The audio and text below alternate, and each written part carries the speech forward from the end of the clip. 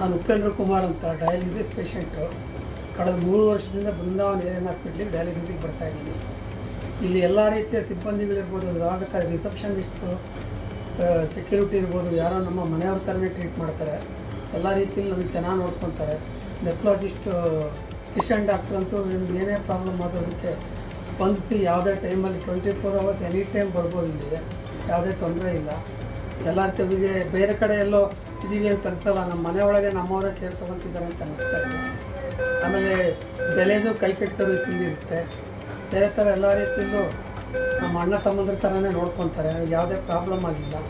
ಹೊಸ ಪೇಷಂಟ್ ಬಂದ್ರೂ ಅವ್ರಿಗೆ ಯಾವುದೇ ಮುಜುಗರ ಇರೋದಿಲ್ಲ. ಪ್ರತಿಯೊಂದನ್ನು ಚೆನ್ನಾಗಿ ನೋಡ್ಕೊತಾರೆ. ಹೀಗಾಗಿ ನಮಗೆ ಇಲ್ಲಿಗೆ ಬರಬೇಕಾದ್ರೆ ಆಸ್ಪತ್ರೆಗೆ ಬರ್ತಿದ್ದೀವಿ ಅಂತ ಅನಿಸೋದೇ ಇಲ್ಲ.